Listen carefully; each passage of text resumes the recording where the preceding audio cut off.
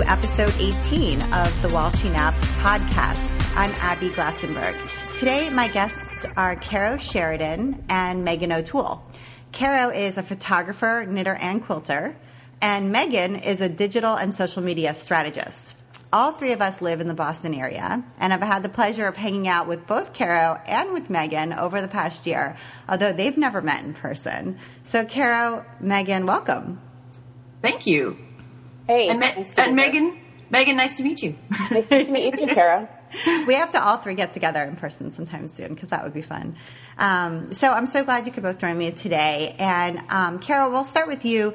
You were once a snowboarder and a professional dancer. So tell us a little bit about how you came to photography and sewing and knitting. I started out, my mom used to teach sewing in her basement when I was little. And so she would be teaching these couture tailoring classes and teaching people how to, insert sleeves and make the perfect collar and that sort of stuff. And I would just play on the floor underneath the table while she was teaching all these classes. And so I think some of that, kind of melded into my brain. And then when I graduated from high school, I'd always knit the whole way along and I'd always sewn the whole way along. And then I, moved out on my own and I was snowboarding, and that was a great way to make an extra couple bucks or get paid in beer, was to, hem pants or, take a headshot for someone who needed, something for back in the day. It was all film then, so I didn't do a lot of it because it's pretty expensive. But I've just it's stuff that I've done always, and I take it with me everywhere I go. So you were taking photos too, and so how did you kind of get into photography? Because you take incredible product shots. They're just so gorgeous. Thank you. I took a class when I was 7 or 8. My dad was a big photographer, so I kind of get the influences from both sides. My mom was a sewist, and then my dad was a photographer. So I took this class when I was, little, and we learned how to develop film and learned all about the rule of thirds and all that kind of stuff. And I used to just go out with my dad and shoot photos, and he'd get them developed for me, and just kind of kept going from there. So I know you have a class on Craftsy. I know lots of people who've taken it. It's called Shoot It, and it's about taking product shots. So how's your Craftsy experience been? I've loved it. It's been fantastic. There's such an amazing group of people to work with when you fly out there and record the show. And then afterwards, it's so much fun. Like every morning I check in to see if there are questions in the class. That's part of the teacher involvement, is that, continually check in on and answer things. And it's so fun to see how people progress through the class. Yeah. Have you seen, do you have particular instances of people who've taken the class and have totally changed or improved their product shots in their, Etsy shop or wherever? Absolutely. There's Space Cadet Creations. Her photos have changed drastically, just backgrounds and that sort of thing. And you can add projects to the class, so people can actually post, here's what I used to do and here's what I'm doing now. And so it's fun to see the changes in how people do their project shots. Yeah. Yeah, that's awesome. That's great. So tell us about some of the things that you're working on right now. I have so many irons and so many fires right now. It's crazy. I've got the Split Yarn shop, so I sell accessories for knitters and normal people as well, and camera straps that I make. And then I also have, I'm working on some quilts that I would like to enter in QuiltCon for 2015. And I have a couple of photo shoots that I just finished editing for some knitting pattern. They're yarn manufacturers, actually. It's Louette and for Harrisville Designs. So that's been fun. And I'm sure there's other things that I'm doing. If I had a list in front of me, it would be so much better. That's amazing, though. I love that you do all of these different things. I just think it's terrific. I love to do a lot of different things, too. So I totally get that feeling of wanting to do more than one, more than one pursuit. So that's great. It keeps your days interesting. That is definite. So Meighan, let's jump over to you.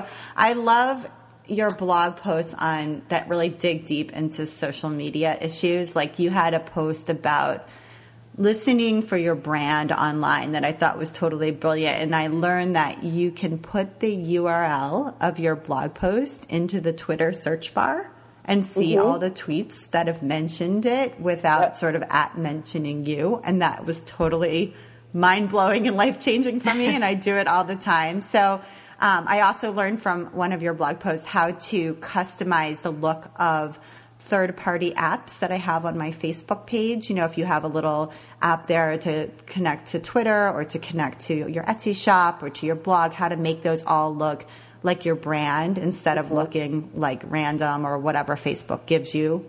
So I love those things. Oh, so good. Tell me a little bit about what interests you about social media and why you think it's important for businesses big and small, to get a grasp on how to use it. Well, I think, social media I got started with social media through a blog that I ran a few years ago, and I had no idea that people, or it's more than a few years ago now, but I had no idea that people did it as a living.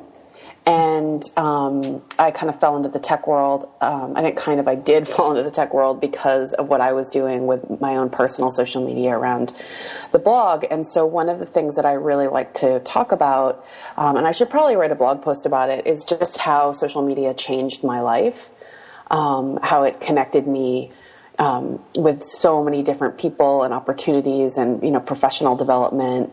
So one of the most important things for me with my clients and people I, talk to about social media is just showing them the opportunity that the internet holds and how if you can think about it, you could probably do it.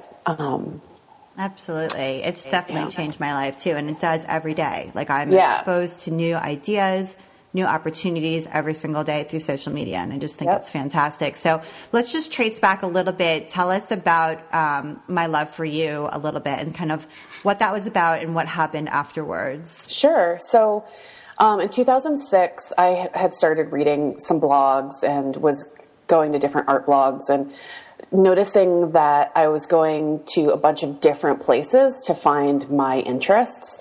So like knitting and DIY and street art and new contemporary art, I was finding in all different places. And all the blogs that I was going to were very male oriented, and all the art blogs, whereas like all the DIY and the craft blogs are very like quote unquote girly, like female oriented. And I started to realize that there must be other women out there like me. So I started this blog called My Love for You is a Stampede of Horses. And had I known that it would take off, I probably would have picked a much shorter name. It was a text that somebody sent me a long time ago. And so basically the people that started reading it, it got shortened to My Love for You, or ML for You.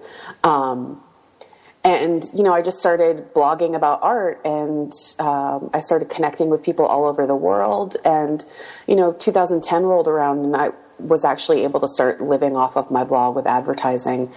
And I had moved back to San Francisco after living in Boston for 3 years. And, just kind of plugging along, going to shows, doing studio visits. I had just started a podcast, doing interviews, and just, having fun. And Yahoo contacted me out of the blue, and I used to get emails all the time from many different people, and I would just kind of ignore them because I just, I was a little naive back then, and I didn't really get tech. Like I was just running this blog because I enjoyed it. And so Yahoo approached me. I thought it was a joke. I didn't think it was true. But to make a long story short, it was true, and they hired me to come onto their social media team and help develop their voice online. And at that point, I had no idea that people were working, like actually doing social media for a living. It like blew my mind that people got paid to be on Twitter and Facebook. And, I didn't stay there for that long because Yahoo sort of took a nosedive. 3 weeks after I started working, 10% of the 3 weeks after I started working there, 10% of the workforce was laid off. So it was not the most positive environment to be in. But, I learned a lot, and it opened up all these doors for me around social media. And over the next 4 years, like that whole environment has really exploded. I mean, social media is huge now. Twitter's way different than it was in 2010. And, I went on to work for Wikia, which is Wikipedia's for-profit sister. And then I went on to work for Wired. And, you know, I just found that I really wanted to get back to my roots and help women and small creative businesses and show them how they can utilize social media and, you know, what it can do for them. So now what I do is I work with creative brands and bloggers and small creative startups around social media and creating content and defining their digital voice online. Which is super. And you write these terrific blog posts that accompany that. So, thank you. So great. So it's so great to have both of you on the show. I think we have really complementary and different skill sets. It's just fantastic. So I just want to talk a little bit about what I'm working on too, which is a series of patterns that I just finished releasing that are plush taxidermy. So I have an elephant, a giraffe, a unicorn, and a deer, and those are all up in my shop now, and they'll be out as Simplicity pattern envelopes next year. Actually, cute. It'll be one pattern envelope with all four. And then I have another Simplicity pattern that comes out, just came out on Friday, and it's number 1386 if you want to check it out. And that's for these cute little animal bags. Again, it's 4 different designs, and they're little animal bags to sew that are sort of perfect for a toddler, like little kids. And I'm also working with a designer to migrate my blog from TypePad to WordPress, which is very exciting and terrifying. So exciting. I know. I am sort of terrible at picking fonts and colors and stuff like that myself. Like, I just feel overwhelmed by all the choices. And so it's great. I'm in good hands, I think. I hired a designer named Shay Box, who did Pinch of Yum, which is one of my favorite blogs. She designed their blog, and so I hired her to do like comprehensive branding and design my blog as well. So we have moved along. We've got a new logo and just approved last night, and we're working on the banner today. New podcast logo. It's going to be fantastic. So that's awesome. I love that stuff. It really helps branding online and really helps to get excited about what you're doing again. Yeah, I've never had real branding. And my goodness, I am like sorely in need. So now that I see kind of what it is, I'm like, oh wow, this is what I've needed for years. So I'm very excited about that, but it is definitely going to be scary to switch my entire blogging life, which I've had since 2005, over to a new platform and have to learn how to use it. But I hear it's great, so I'm having confidence that it's WordPress is awesome. Yeah. And also, I just wanted to say, one of the best things I ever did for my business was investing in professional branding. Your branding is gorgeous. Thank you. I love it. It's like red, white, and blue with the heart. I love it. Okay. Thank you. I've been looking at mine I started blogging again this week, and I've been looking at mine, and it last got updated in 2007, and I keep looking at everything that's out there now. I'm like, oh, I can update everything. Yeah. Totally. And, you know, it's so interesting to work with somebody else who sees what you do in a different way and brings to it kind of a fresh eye. I'm really appreciating how great that is. It really breathes new life into your business. Yeah. It's really great. So my new site should be up in early summer, hopefully. That's so exciting. If things are on track. Yeah. So, all right. So let's dive into some things on your list. I asked both of you to prepare a list of things that you recommend that you're loving right now. And I've come up with my list as well. And these lists are amazing. So Caro, we're going to start with you. I'm excited to learn about this. What is wave accounting? So I started, just a little bit of history. I had a job where I wasn't able to work on any of my split yarn stuff for about 2 years. And so in October of 2013, I got to quit and then kind of relaunch everything that I was doing with the shop and photography and all that sort of stuff. So as it came time to do taxes this year, I wanted to make sure that I was ahead of the game from where I had been in previous years, where I was kind of scrambling at the last minute to find expenses and all the like, oh, did I buy that with PayPal or was that cash? I can't remember. So I started snarfing around looking for who was doing good accounting stuff because, it wasn't working for me with, I had the one by Intuit, QuickBooks. I was using that originally, and then there was some other stuff like FreshBooks and everything. And so I stumbled across Wave Accounting. I don't even remember. It's just one of those rabbit holes that you go down. And it's a free app. There are paid aspects of it if you get to that level. So if you're like paying people with a payroll, then you can pay for that. And I think if you're that might be the only pro service that I really know of. The rest are kind of for a level that I'm not at. So everything that I'm doing with it is free, but you can link in your bank accounts, you can link in your credit cards, you can snap photos of your receipts that automatically parses the information and puts it in your transaction log. The reporting is fantastic. I'm loving it. It's fantastic. Okay, so can you import Etsy into there? Because I'm using PayPal for my big cartel stuff, it's bringing in all of those transactions. Okay. So I can't use it for inventory in that respect, but I can allot all of the income that I have from PayPal from the big cartel shop as, retail sales is how I put it in. And what about like Etsy direct checkout? Or do you have, I guess on PayPal, on Big Cartel, you must just use PayPal because you can also do direct checkout on Big Cartel, but you have to pick one or the other. You can't have both PayPal. Exactly. You can use I think they use Stripe, right? Yeah, they do. Yeah, I'm just using PayPal because that's... Okay. Yeah. But on Etsy direct checkout, do you have that enabled? I don't. I actually haven't used my Etsy shop in probably, I think, 2008 I made the switch. Okay, so that's not on your radar. Okay. But it comes preloaded with all the categories that things would fit into. So when you take stuff to an accountant, he'll say, is this telephone wireless or is this telephone, hardware?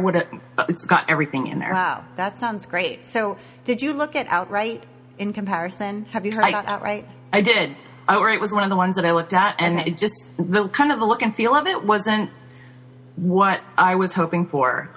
Yeah, well, they got bought by GoDaddy, and then I was like, I'm done. Like, I don't want Oh, that's what it was. Yeah. Yeah. Like, I was excited about them. I actually wrote a really good blog post working with one of their representatives there all about them, and then they got bought by GoDaddy, and I was like, so I kind of feel like I got to update that blog post to be like, don't do it. So yeah, thank you for reminding me. That is exactly why I didn't go with Outright. Okay, so I use an Excel spreadsheet, so this seems like it might be a good option to switch over at some point. It's so super easy to get started with it.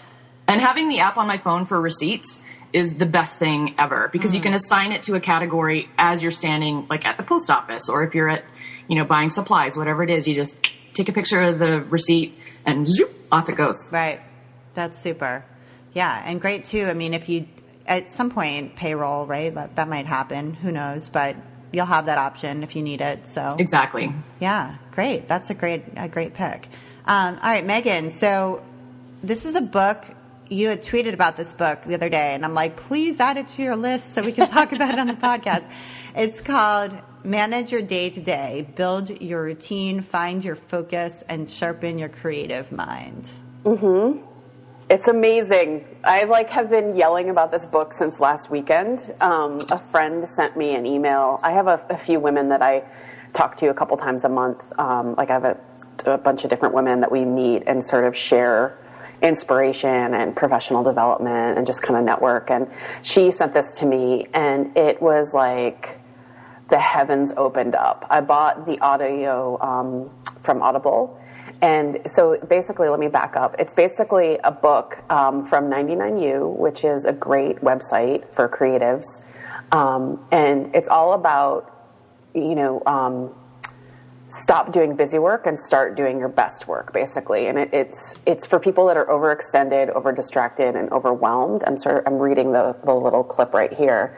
And, for me, as somebody who works for myself, I couldn't wait to work for myself so I could do whatever I wanted, right? And now that I'm a year and a half into working for myself, I realize that you need a lot of discipline because the internet can just suck you in, I've had days where all of a sudden 4 hours later, I'm like, whoa, what did I get done? And then I find myself, I'm working late into the night and letting other things I always try to set goals for myself. And one of the things I've found this year is that all these great goals that I set for myself in January, I haven't been meeting because I'm really managing my time poorly.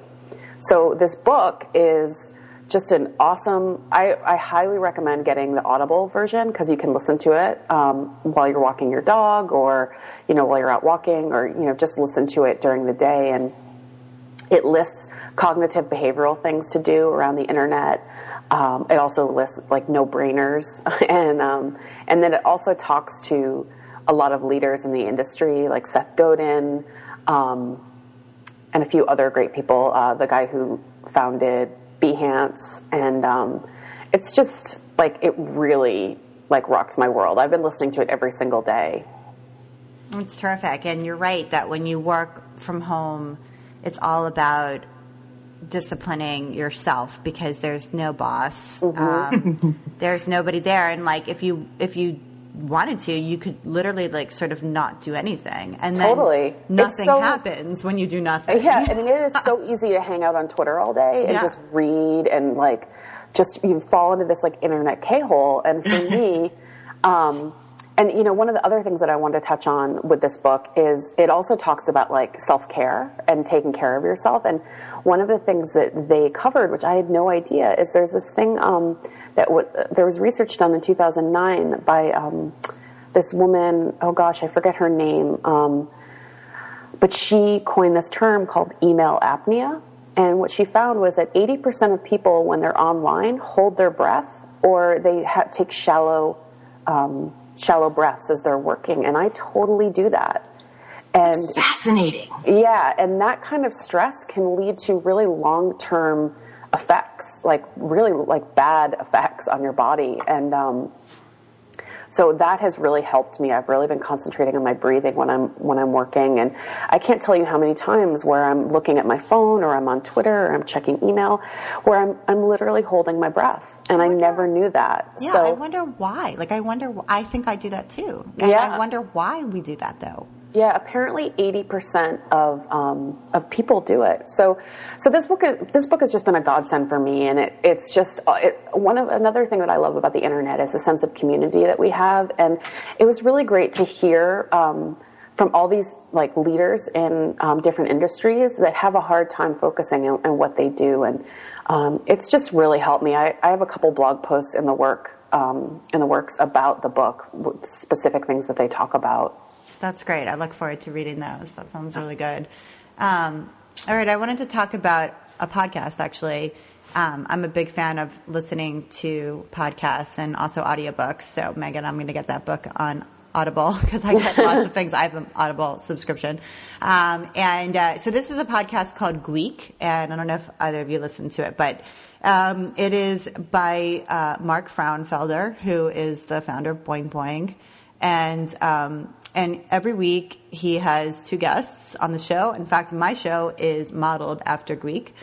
He has two guests on the show. They talk about what they're up to and then talk about their top picks for things. Now, the people he brings on are really different from the people that I bring on because Boing Boing is super different from what I do. But if you like to learn about games, comic books, it's really kind of dorky, sort of nerdy stuff, which I thought I wasn't really into, but once I started listening to it, I have ended up ordering a ton of different things that his guests have recommended over the years, or just learning about them. He's really into Bitcoin, which is not something I knew anything about, just learned about that through Mark.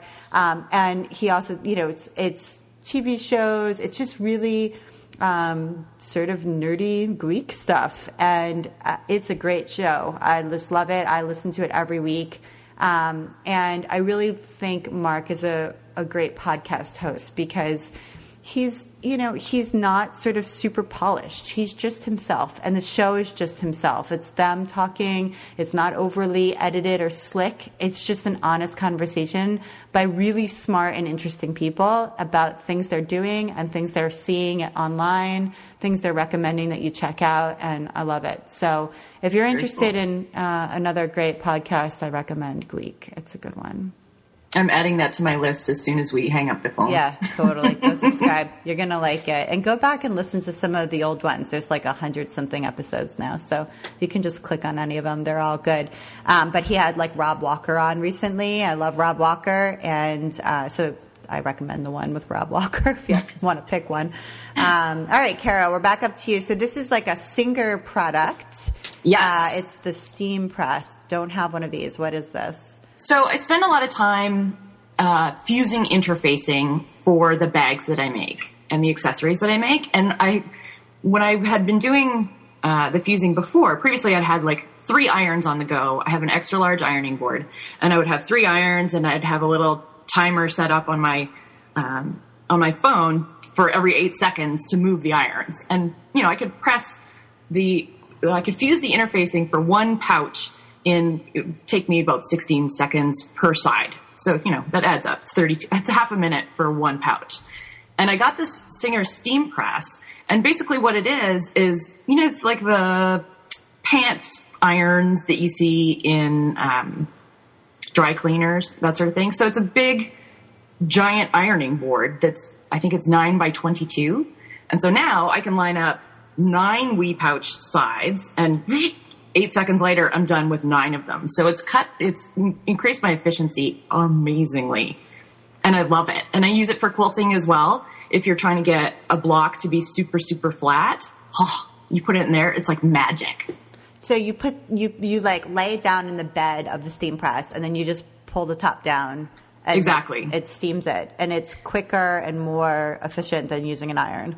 It is. And I actually don't use the steam. I'm a dry iron kind of person. Are you? Okay. I am. And that's mostly it started because I had 2 different Rowentas that peed all over my ironing board all the time.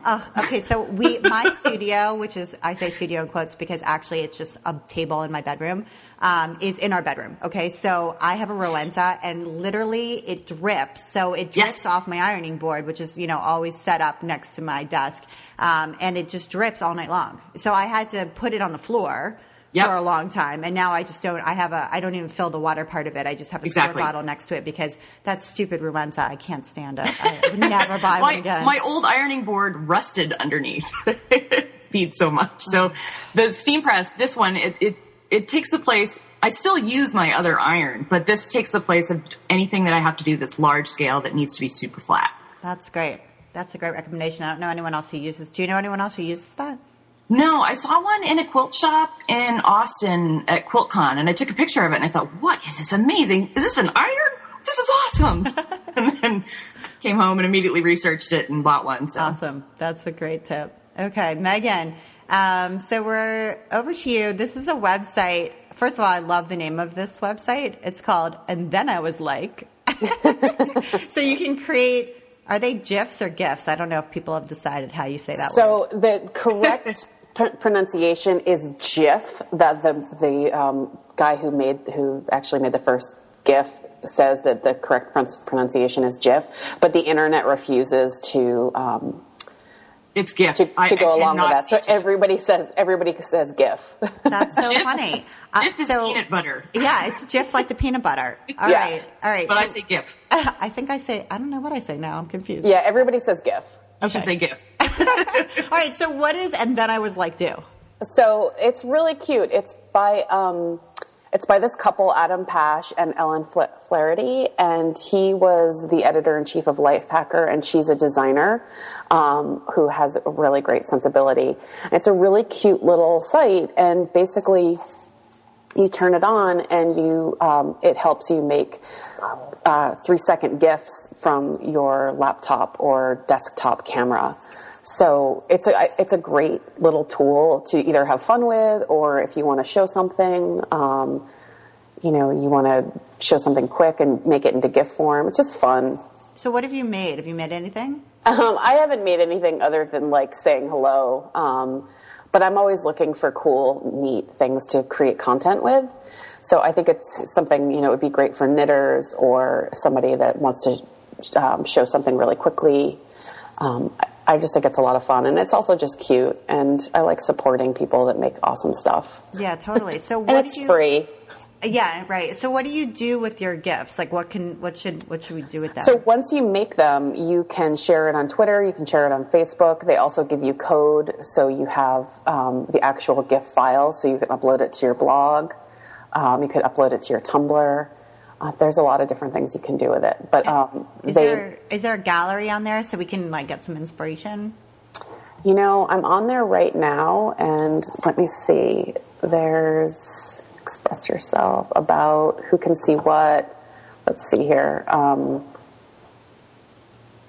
Yeah, so far, no, I don't see anything.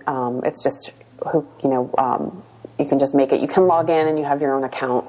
Okay, so we just have to play with it and sort of say. Yeah. I did a GIF when I did my first reversible toy. I have this egg, and you flip it inside out, and it's a chicken or a chick. And so I wanted to it's really hard to take a product shot of that because it's like more than one thing. Like you have to sort of show it in action. So I did a GIF, whatever, when I launched that one, showing how you turn it inside out and then turn it right side out again.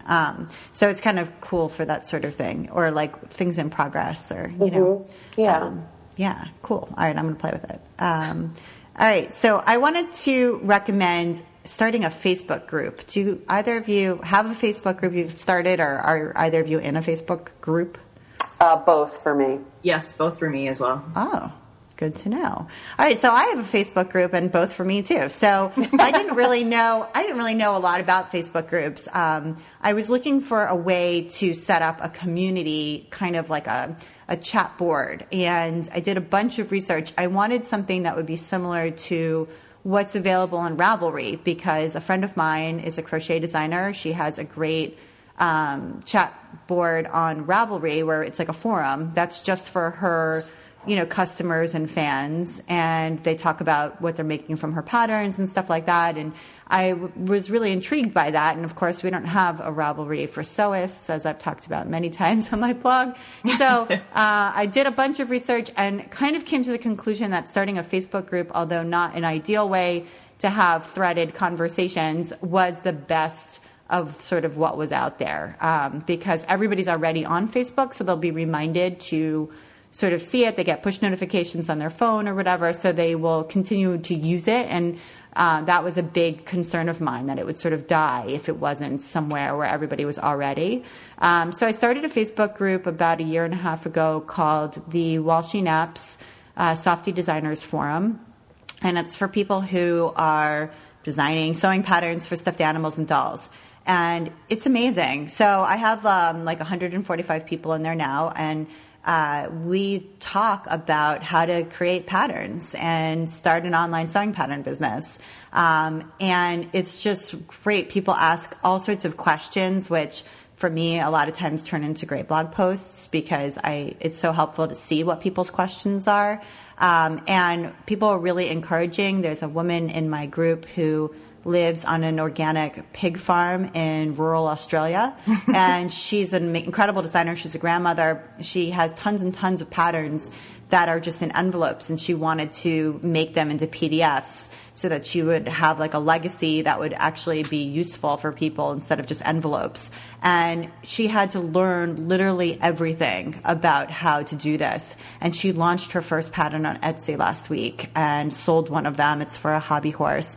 I mean, I was so proud of her. I was like nearly in tears. It's just an amazing thing that's happened through being part of a group on Facebook. And I subsequently joined a few other groups for bloggers, and just to sort of check out like what other people are doing in their Facebook groups. But I kind of don't really like Facebook for promoting my business personally, because I don't find it to be very helpful. But when you have a group, you see every post that everybody makes. So it's not, going with this sort of annoying Facebook algorithm. You get to see everything. And I don't know. It's not ideal, but it works pretty well. What do you guys think of the groups that you're in? The ones that I'm in are not necessarily, they're more social. There's a conference that happens in Palm Springs for kind of nerds and geeks and makers, and it's primarily San Francisco, but it's called Yes by Yes Yes, and it came out of people that used to go to South by Southwest Interactive and really enjoyed the conversations that happened sort of outside of the sessions. And so they put together like, what would happen if we just, instead of going to South by Southwest, what if we go to like Palm Springs and just invite all our friends? And so it's sort of an unconference. And the group that we have for that is fantastic. There's amazing, amazing stuff that goes on. Caro, did you go to that conference? Yeah, we went last year was the first year, and we're going again this year. Yeah, I think I belong to the group, and I had heard about it as well, and it seemed like a really great conference. Yeah, it was pretty phenomenal. Can I just say the name of it is awesome? Yes, by yes, Yes. It comes from, in improv, one of the things that you're supposed to do is always say yes. Right. I gather. I'm not an improv person. So no, I've heard that. I'm not either, but I've heard that too. Like, you have to just embrace it and go. Like, exactly. You can't resist what the other person is sort of presenting. And so that's basically, the whole conference was based around saying yes. And so people, there were sort of sessions of like an astronomer sitting on the side of the pool talking about what's new in astronomy. And then there was a bunch of people making friendship bracelets. And then, there's a bunch of people just drinking beer and, connecting venture capitalists with startups. It was crazy. That sounds so cool. That's great. All right. So Caro, back up to you. And you wanted to talk about glue basting. I clicked over to the blog post you recommended from So Much Like Mom, and it looked like a lot of glue. I didn't totally understand. So what is glue basting? So glue basting, I use it for quilting, but you could use it really with any cotton fabric. If you're using washable glue, it's essentially just starch and water. So the premise is you run a very, very thin bead of glue along, inside the seam allowance of whatever it is that you're going to sew. And then you press it with a hot iron and no steam. And so, of course, the water evaporates and the starch just kind of goes back to being friends with the other starches. And it holds everything together. So you don't need to use pins and your seam never moves. And it is incredible. Wow. Yeah. So you want to use it blew my mind. You want to use a really thin bead of glue so it doesn't seep out the edges and get on your iron. Exactly. And you don't really need that much. So it's as long as you're using a washable glue. And Christy, who runs the blog So Much Like Mom, she sells little kits where you can get the glue and you can get these special glue tips that are super, super fine, which I bought.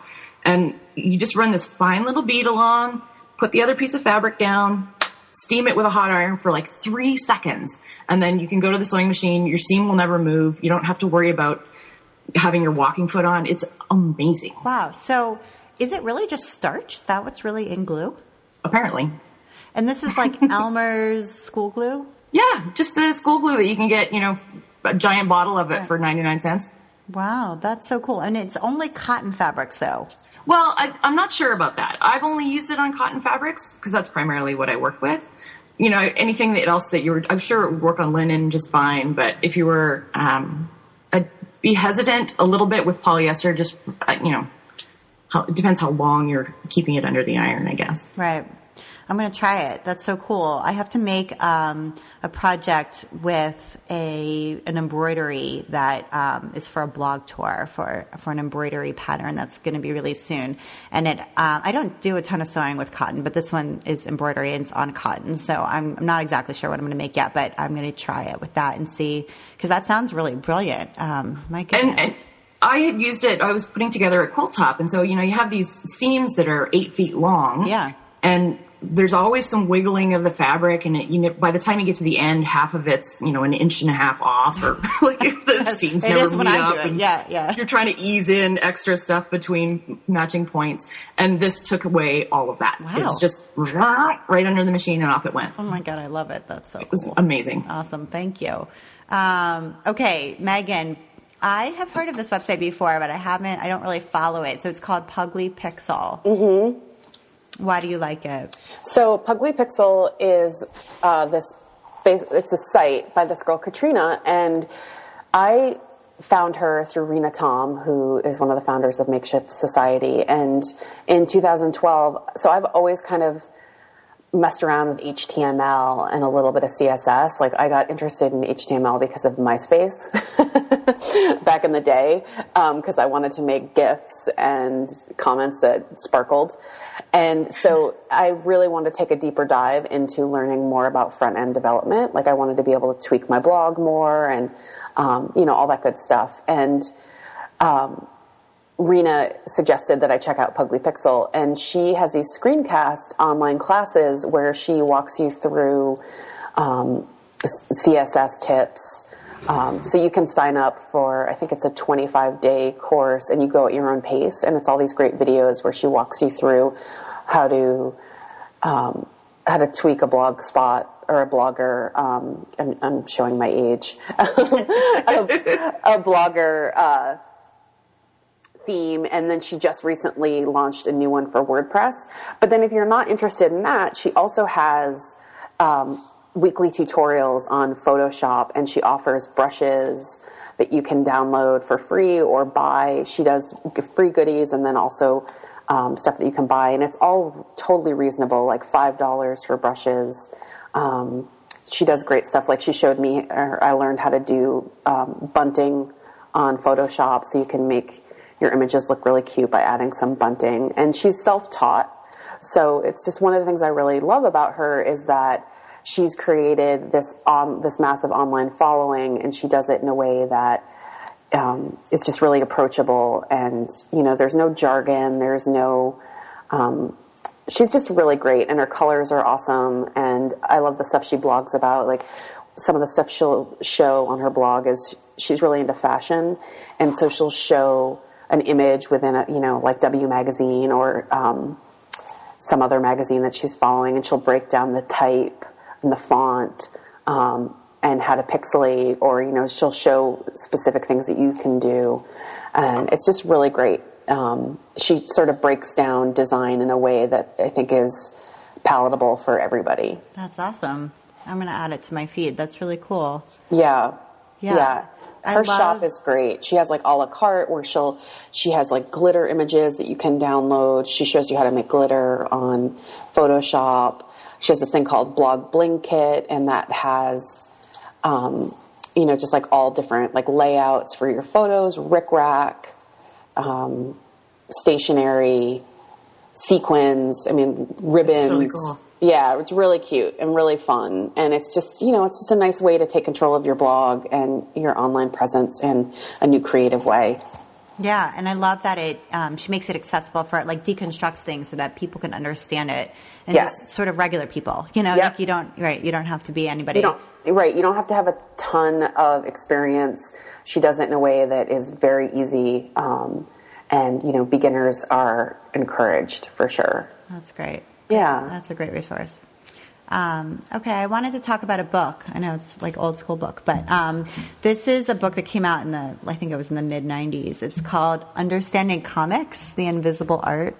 It's by Scott McCloud, and it's a comic book about comics, which is sort of meta. It's totally brilliant. It gives you the history of comics, but also it examines the art form of comics and what it's capable of and how it works and breaks that down. So it helps you sort of define comics, understand the elements that make them up, and then shows you how your mind processes the language of comics. So there's an example, there's a concept called closure, which is the stuff that happens in between the panels of a comic strip. So there's something drawn in the panel, then there's like the white space between, and then there's something drawn in the next panel. And what happens in between in that white space is called closure, where your mind fills in the action that takes place there. And he plays with that and shows you how different comic artists use it, how it's changed over time. It's just totally eye-opening. He shows you how time flows through comics and action. I just thought it was a great book. I'm nearly done with it. I think I have maybe 20 pages left. And it's all drawn. So it's all a comic strip. And there's a narrator, which is sort of the author. And he kind of takes you through the whole history. And I think you'll never sort of see comics the same way again. And I think he really makes the point that it's an art form just like, movies or painting or anything else. And it should definitely be treated with the same level of respect as any of those art forms. Oh, that's cool. So, that sounds super cool. I live with a comic book geek, and our whole basement, pretty much everything that's not filled with fabric is filled with graphic novels. So it sounds exactly like something that I should be reading. Totally. So once you read it, when you go back to reading, I love graphic novels too. And when you go back to reading graphic novels, I think you see them in a new way, because it's just totally deconstructs them and shows you like how they're thought through. So I thought it was totally amazing. Highly recommend it. It's called Understanding Comics, The Invisible Art by Scott Cloud. So, all right. We are back up to you, Caro, and you wanted to talk about some wireless headphones. So one of the things that I do when I'm working at my sewing machine and I'm putting together stuff for the shop, I have that problem of being distracted by the internet. So what I always do is fire up a TV show on Netflix and I go full screen, and then I'm not tempted to what's happening on Twitter. For whatever reason, I just tune it all out. And I previously had my headphones set up where they were plugged into my computer, but then when I was operating in the sort of sewing triangle of my studio, between the sewing machine and the iron and the cutting board, if I got up from the sewing machine, I would have to take my headphones off and then, pause the show and come back. And this way, with wireless headphones, I put them on and I can move out the entire studio and never have to pause the TV, so I never get distracted by the internet. Have you done that thing where you pull aside and then, drag your laptop off the desk? That's happened to me a couple times. Yes. And I've done that many, many times. And so with the wireless headphones, you never have to worry about it. It's changed the way that I work. And again, looking at efficiency, which is one of my goals for this year, is trying to keep my studio super efficient.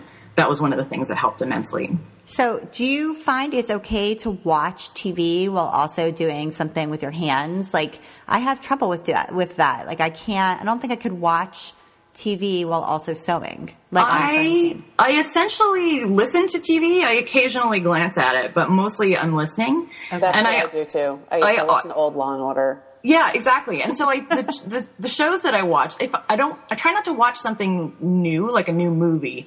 I go with things that I've either seen before or, like Vampire Diaries that doesn't require a whole lot of attention because then I can tune it out. I can miss 5 minutes and, you get caught up. So Netflix has been awesome for that, and Amazon Prime streaming. I've watched so many TV shows, and you can sit down and in a week of sewing, it's like all of the bags that I made in X week were done to Battlestar Galactica. And I can almost chart what I was watching when I was making stuff. I definitely think that listening to things and having your mind engaged that way helps you work longer. Music doesn't work for me in the same way. It has to be something else that's keeping my brain moving, but not letting it go into its own space. Absolutely. I find that it builds up my stamina almost. So after, if I don't listen to anything, if it's silent, after 35, 40 minutes, I'm time for a break. Let's go. Exactly. And if I'm listening to something good, I can work for 3 hours straight. Exactly. Mm-hmm. So, I definitely think listening to something great is good. I listen to audiobooks or podcasts, but I think part of that's maybe because I don't have a laptop, and we have one computer in my house, and it's downstairs. It's a desktop computer. My studio is upstairs, so I don't have the option of watch. There's no screen up there, so right. So maybe that's the reason I don't do it. But anyway, but listening is awesome. So, all right, Meighan, talking about efficiency, you had a couple of efficiency apps: Pocket and Evernote and Sketch. Mm-hmm.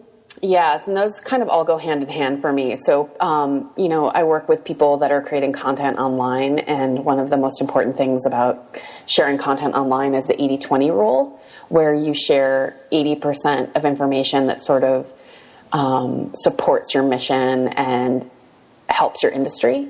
So I share a lot of stuff around from other people, with information on social media and creating content. And then the 20% is sort of, my newsletter, my blog posts, my workshops.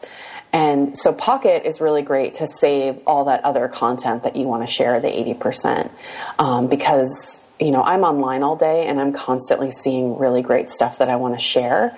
But bookmarking it just isn't feasible. I don't want to take up that much room on my browser. And Pocket is really great because it's very visual. It's sort of this visual bookmarking site. And they're getting older. One of the things that they've done recently is so when you bookmark stuff, when you put it in your Pocket, they will tell you if something's a hit, if it's being saved by a lot of other people that are using Pocket, best of or trending. And I use Chrome, And Pocket has a great Chrome extension. So you install this extension, and anytime you find something cool online that you want to save, you just click the Pocket extension, and it just goes right in to your Pocket. And I also use it on my phone as well, which is great when I see things on Twitter that I want to save. And you can use tags as well, so that way you can search stuff. But it's a really great visual bookmarking tool that I love. And I also use Evernote in sort of tandem with Pocket. So Pocket, I save things that, I want to share in my newsletter or I want to share online, but aren't necessarily things that I want to keep forever, even though they do stay forever. You can delete them in Pocket if you want. Where Evernote is sort of this note-taking software where you can do, oh my God, it's amazing. And I actually pay for the premium, which is $5 a month. And that's, I do too. Yeah. And it's another thing that I really want to talk about, hoping to write a blog post about it, is this sort of pushback on people paying for things online. Like, we've gotten ourselves into this sort of weird quagmire where people don't want to pay for stuff. And, if you run a business, like Evernote, it's a deductible and it's $5. So like, don't buy yourself a Starbucks latte. And, I think it's really important to pay for programs because you're helping to support other people that are making things. And what I love about Evernote is you can create notebooks, and I have like hundreds of notebooks where I save everything. I take notes in there when I meet with clients. You can take photos on your phone and upload receipts. It's got a little bit of a steep learning curve. I know so many people use Evernote and then they abandon it because it just seems really confusing. But I really encourage people to stick with it because it's a great place to save everything. And getting back to what I said about Pocket, I actually have a notebook in Evernote where I keep like really important articles that I've read that I want to refer back to years later. And it's incredible. It's just such a great resource for me. And it's really easily searchable. I have it on my phone as well. I love that it also can search. I use it for recipes, and I'll take a picture of the recipe book. Yep. Page. And then another good. It parses all the text in there so that you can search for something that's in the recipe. You don't have to write any notes on it. It's pretty cool. Yeah, and like Caro just said, you can take screenshots, and it saves screenshots. So I take a lot of social media screenshots, and that's where Sketch comes in. So Evernote bought Sketch a few years ago, and Sketch is an awesome screen grabbing tool where you can take pictures of anything online, and then you can actually write on it or point arrows to it. It's a great tool for me to use when I'm working with clients creating walkthroughs. And once you take a screen grab with Sketch, it's saved in Evernote. You have the option to save it in Evernote. But Evernote also has the ability to take images of PDFs. It's a really awesome visual bookmarking resource. So tell me a little bit more about Sketch. So the Sketch can take a screenshot. Is that what it's used for?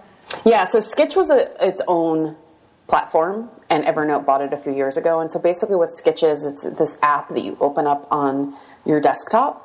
And you can, so I don't know about you, but for me, I used to just use, like I'm a Mac person, so I would just use Shift Command 4 when I wanted to capture screen grabs. Yeah. And then I'd have all these like JPEGs on my desktop that, me. And so it's like constantly taking JPEGs, whereas Sketch is a way it saves, you have the option to save every screen grab. And not only can you save them, but you can mark them up. So you can circle things on it. You can write on them. You can put an arrow towards something. You can blur, you can pixelate things out. So, I often show people things on Twitter or Facebook. And, especially with Facebook, maybe there's certain comments I don't want people to see, or I want to blur somebody's name. It's a great way to share that stuff. And so Evernote recently acquired them, and now it's been integrated into Evernote. So you can save all your screen grabs into Evernote. So you can create a notebook where all of your screen grabs are. And so for somebody who, like me, who's a consultant who needs to show people things and show walkthroughs and very detailed ways in which software works, it's a great resource. Yeah, that's cool. And it's also great to just share with people, you know, if you want to show somebody something. Like, for instance, I'm always watching my competition, like people that are doing cool things in social media. I also like to share about them as in terms of community, but I really am design oriented. So I like to save people that are doing what I'm doing, that have really beautiful websites or do really well designed, because I think one of the things with social media is you see these sort of awful, dated infographics, so I like the design aspect, and I'm always trying to get inspiration. So I'll grab screenshots of what other people are doing. Yeah. That's so cool. That's a great tool. And those three kind of go hand in hand: Pocket, Evernote, and Sketch. Yeah, I use Pocket. I have Evernote, but I need to buckle down and learn to use it. It's a commitment, yeah. You know. I mean, as a consultant, as somebody who, like, I spend a lot of time doing research and finding resources. It's just a great place for me to just dump stuff, right? You know, and then I can go back, like Caro said, and just search it, and it totally goes through all the type. You don't have to. You can tag it, but let's say you don't tag it, you can find it still. That's amazing. Yeah. Okay, I wanted to talk about and sort of an idea, recommending an idea more than a thing. Do you guys both have? I'm assuming you probably both do have mailing lists. Yep. Yeah. Yeah. Okay. So I do too. And I guess that my idea is that I think that most people should email their list more often. Would you agree? Do you guys feel the same way? I think you should email your list more often. Definitely. I think that there's a fear around selling for people like us, like creatives. And I think that it's really important. There's research has found lately that actually email marketing, it does a lot better than social. Yeah. And I feel like, so I know a lot of different designers who have email lists, who have really, good sized email lists. And I feel like there's just a fear of sending out an email, that you're going to drive people away, you're going to annoy them, you're going to overwhelm them, you're badgering them. I deal with this all the time with clients talking about this issue. So I'm just going to come out and say, email your list more often. Like, email, do it. Just okay, point taken. I will do it. Do it. Email your list once a week. Email them. Just, they're there. They want to be there. They want to hear from you. If they don't want to hear from you, they can unsubscribe, and you don't take it personally, like it's just too much for them or whatever, and that's fine. But if you have something to say and you're creating something that's worth, which I hope you are, worth reading, worth looking at, then like share it, email it to people. I really feel like, emailing your list every 3 weeks or once a month, I don't think it's often enough. I agree. And I find also that one of the things that I notice is when I start to pay attention to something more, I take that as like a universal sign that other people are doing it too. And about a year ago, I started subscribing more to newsletters because I found that it really cuts down on a lot of like the what's the word? Cacophony. Cacophony, yes, yep. of the internet and the noise. And then I've started seeing articles where newsletters are becoming the go-to now. And Abby, I deal with this all the time with my clients where they're like, oh, I don't want to bug people. It's like, you are in business. You are in a creative business, and you're not bugging people. You're selling things, and you're sharing what you're doing. And like you just said, if people don't want to be a part of it, there's an unsubscribe button. Yeah. And they've signed up to be part of it as it is. So the expectation is that you're going to send them stuff. Absolutely. Yep. I've signed up for several email lists from various bloggers and have never gotten an email. And that's sort of sad. And then there's ones where, like I said, where I get one every 3 weeks or longer goes between them. And that'll be me. So listen, Caro, buckle down. I'm listening. So that's my suggestion, is just email your list more often. And the addendum that I would like to add to that is be cool about your newsletter. Don't add people that don't want to be on it. That's one of the things that I find is really frustrating, is people think just because you've emailed with them that they can now import you into their newsletter. Mm-hmm. And that's actually illegal in some states. Agreed. Yeah, don't do that because that's spammy. Yep. Yes. It's also, every time you send one out, certain people unsubscribe. and then they give you like the little checklist to say why you're unsubscribing, like too many emails or whatever, or that you never sign up for this list. And it's just sort of amazing to me the number of people, like maybe 2 or 3 people every time I send one, who will say this email is spam. It's like, you had to double opt in to be able to get this email, so I don't think it's spam. I think people don't understand. They're like, oh, let me just click something. Yeah. Or like, what is the definition of spam? Like, it's not spam if you signed up and then you got an email and you confirmed. Then it's not spam. Okay. Anyway, but that's okay. Fine. All right, Caro, we have time for one more, and it's yours. It is Harvest. Yes. So this is time tracking, and I used this when I was in my job. But one of the things, again, I was trying to make myself more efficient, and part of the pricing for my photography was understanding how much time I actually spend doing things, because I was constantly like, I'm sure that was like an hour that I did that, but it turns out it was 3 hours. So what this is, under the free banner, you can do it, you can set up 2 different accounts. So I have my split yarn handmade sewing, and then I have my photography, and you can hit a little timer and it records how much time you've spent working on whatever it is. So underneath split yarn handmade, I have it broken out into a few other sections. So I've got if I'm cutting and fusing fabric, or if I'm sewing regular box bags, or I'm sewing camera straps, then I just allot each of those the billable hours. And it's made it so that now I know exactly how much time it takes me to edit a photo shoot and how much time it takes me to process the photos. I know how many bags I can sew in a given amount of time. And it's been fantastic for at least making sure that my pricing matrix is set appropriately. Yeah, that's so interesting, and good for efficiency too. Yeah, it's fantastic. Like, I can tell that, 3 weeks ago I had a week where I tracked 32.61 hours, and X amount of that was photography and X amount of that was sewing. So I love Harvest. I use it Do as you? well. Yep. That's so cool. I love these tracking devices. I think that's really interesting. And that data is really informative and can help you also shift like how you're spending your time. And as you said, shift your pricing structure. Exactly. And you can export it to Excel and there's tons of reports and stuff as well. So Yeah, I use it also to bill clients. It has a great invoicing system, and it looks really nice, and you can brand it so it looks like so it looks like your brand. And you can see when people have looked, when they've opened up their email. So if they say, "Oh, I didn't get that," you did get that invoice. Yeah. So I like Harvest a lot. Yeah. And if you pay for it, it's only $12 a month if it's just one of you, which is great. That's super. Never heard of it before, and it sounds really useful. So, so this has been great, you guys. Thank you so much for all of these really thoughtful and totally interesting, and a lot of them brand new to me, tips. It was, so great. Yeah, this was a lot of fun. I learned a lot. Oh, good. I have a whole bunch of stuff to go and research now. Exactly. Yep. I often end up during my show ordering things from Amazon, like while I'm talking to people, because all these boxes arrive. I'm like, what did I order? But that's happened to me a lot. So this has been the While She Naps podcast. Today I've been talking to Caro Sheridan and Meighan O'Toole. Caro, where can we find you online?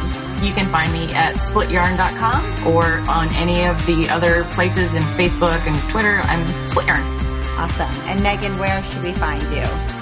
You can find me at meighanO'Toole.com or on Twitter as Megs, M-E-I-G-S. Excellent. Okay, guys, thank you. This show airs on the first and third Monday of each month. You can subscribe in iTunes so you never miss an episode. And if you're enjoying the show, take a minute to rate and review it in iTunes so that more people can find it. I'm Abby Glassenberg. Thank you so much for listening.